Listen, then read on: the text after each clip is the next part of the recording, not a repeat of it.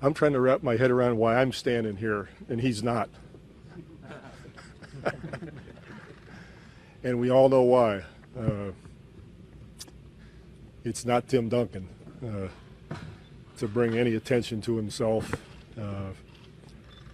We've been saying it for 19 years, and he really only cared about doing the best job he could basketball-wise and being who he was for his teammates, and being somebody who loved, his family. So that's really who he is. So this is the furthest thing from his mind, and so I figured I better come out here and do this and somehow say goodbye to him, which is an impossibility for a lot of reasons. But I tried to think of how to compare him and what to say about him, and I got a few thoughts that might be boring for all of you, but everybody always talks about who they like to eat dinner with. If you had one night you could go to dinner or go to lunch with so-and-so, who would you like to do it with? And people say, Mother Teresa and Jesus and the Dalai Lama. And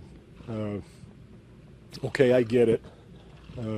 But if you think about a little bit more earthly, worldly type people, people who are interesting, I think of people like, William F. Buckley on the right and Gore Vidal on the left, when they had their debates. Some of you are old enough to remember that stuff.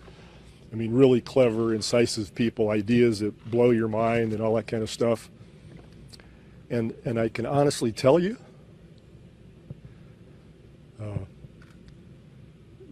my dinner would be with Timmy. And it would be because he's the most real, consistent, true person I've ever met in my life. He is so genuine that it blows your mind, like Buckley or Vidal would in a avant-garde sort of way. To spend time with Timmy is really sublime in many ways. People don't know about his cleverness. I think of people like John Cleese, clever, incisive, sarcastic. Nobody knows that about Timmy. I can be on him in a game and ask him why he's not rebounding in a relatively stern way, and really get on him in front of everybody. And on the way back to the court, he'll say, "Thanks for the motivation, Pop. Thanks for the support, Pop." And then he'll turn away with his eyes up in the air, and we'll both start laughing. And people don't see those things. But his teammates have. And that's why his teammates love him, because he's been the best teammate anybody could ever imagine. Think about how many people have played with him. And all Tim Duncan has to do is he raises one of those arms, right or left, and he puts it on their shoulder. And it's a warmth and a comfort that they feel that allows them to become the best possible player they can be. And we've had a lot of guys go through here and be successful and then go on other places. And it's become because Tim Duncan created that environment for whoever came through here to be able to develop and create livings for their families. And we're all grateful to him. It's not a show of humility in any way, sense, or form. People who grew up with me know me. I would not be standing here if it wasn't for Tim Duncan. I'd be in the Bud League, the Budweiser League, someplace in America, fat and still trying to play basketball or coach basketball.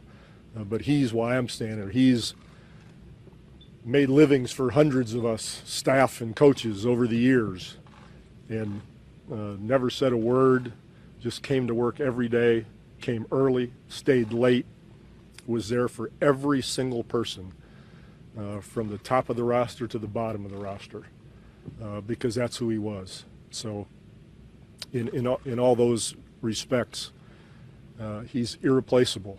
Can't happen. We're all unique, and I guess each one of us is unique, but he's been so important to so many people that it's just mind-boggling. And to think that he's going to be gone makes it really difficult to imagine walking into practice, going to a game, getting on a bus, taking him a piece of carrot cake, whatever it might be. So he's been true to himself, and I read an article yesterday, and I don't do that very often because most of what you all write is junk, so I don't read it very much. But this was by Jason Gay from the Wall Street Journal, and he pretty much got it right on the head about who Timmy is. And I don't know how much basketball he watches, or who he consulted for the article or anything like that, but he was right on the money as far as Timmy's class and humility and consistency over time. You don't see Timmy beating his chest as if it's the first time a human being dunked a basketball, as a lot of people do these days. He's not pointing to the sky. He's not glamming for the cameras. He just plays. And we've seen it for so long that it becomes almost mundane, but so special, and it has to be remembered. Jason Gay, this author from the article yesterday, he said that, to quote him, I think he said, he hid in plain sight better than anybody he'd ever seen. And it's true. And I just tried to think of somebody like that. And I'm a foodie. I'm a food wine guy. So the name that popped into my head was Anthony Bourdain. Like, nobody knew who the hell he was except foodies. And after he wrote his first book, he became popular. And all of a sudden, he's on CNN. He's doing these travel shows, and he's talking about. He's erudite. He's incisive. He's a people lover. He's talking about the Ramones, and he's talking about hooch, and he's talking about food, and everybody says, "Who is this guy?" Well, he's been there all along, and just didn't notice him in the beginning. And it's been that way with Timmy. Greatest player at his position who's ever stepped on a court, and now people are saying, "Oh yeah," that kind of thing. Timmy doesn't care. Pop, did you also read the Wall Street Journal piece about the social psychology paper that Tim wrote at Wake Forest? Yeah, Timmy's we all know he's a grad, but he took his education very seriously. And it's something that he relishes and is very proud of. But at this point, I can tell you that the thing that made him the happiest, I'm speaking for him now, and I hope I'm accurate, but I think the thing that made him happiest, beyond the fans and his teammates and all that sort of thing, was the time he spent with his two children before games on the bench over there. That's who he was. That's who he still is. When did you find out that he made the decision he made? That doesn't matter when I found out. A lot of teams that lose a superstar are left, with a big reconstruction period. You guys aren't in that case. How much of this is unselfishness as far as salary goes? Well, Timmy, along with other people, Manu and Tony especially, over the years have sacrificed and allowed us to keep a team together. And of course, RC and his staff have been spectacular in keeping the talent level up and searching out gems that no one else maybe knew about or paid attention to. So, a combination of those things has worked so that we could continue to be a competitive team. As much as he loves the game and you love being around him and him here, any talk about him coming in and helping out in the future and still being a part of this deal, as he cut it off and done? Well, Dave, you and I both know that he's too smart to coach. That's for sure. So I don't think we're going to see Timmy going up and down the sidelines much.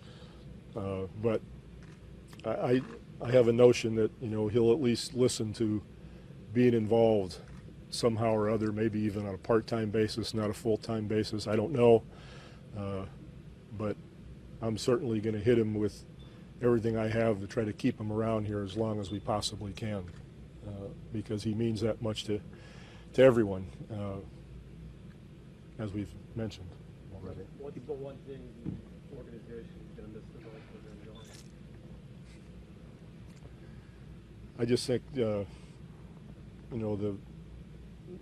aura that he creates, the iconic figure that he established for us all those years, the security, the safety net, the home plate, the hub of the wheel, all that sort of thing is who he was as a player. Even when he didn't score as many points the last couple of years, people still don't realize how efficient he was defensively. Just look to see where he ranked this last year as an individual player defensively, and you'll figure that out very quickly. Offensively, people know how to react because of where he's at.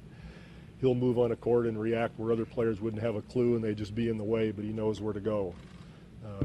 So even though his production stat-wise wasn't the same,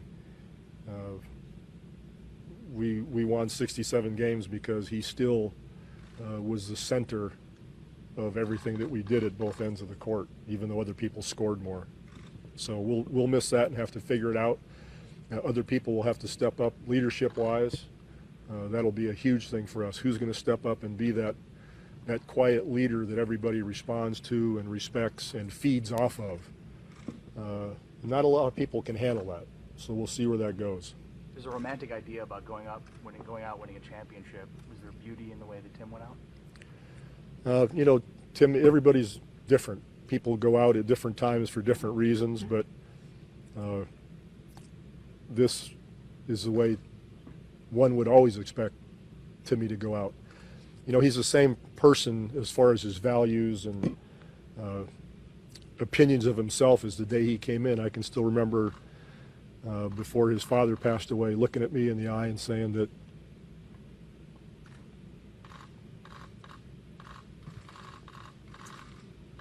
I'm going to hold you responsible to make sure that when he's done, he's the same person he is now.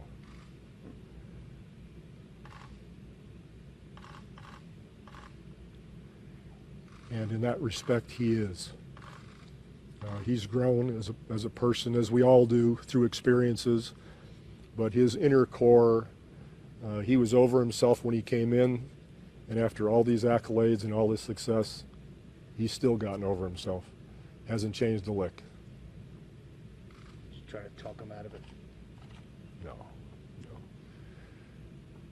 I'm so tired of coaching him. He's so stubborn. I would never try to talk him out of anything. His ability to accept direction in coaching, was that pretty evident early, or something that you had to kind of feel him out for? That's a great point. His willingness to allow me and my staff to coach him, and coach him critically. You did well, you did poorly. Here's the deal. That allowed for a lot of success because that set the tone for every other player that's ever come through that door. Because when somebody like him accepts and wants direction and coaching and responds to it so well, it makes it very difficult for anybody else to go in a different direction. So that was huge for our success. What did he teach you about leadership? That there are all kinds of leadership. His was a quiet. He doesn't wave a towel. He doesn't give speeches.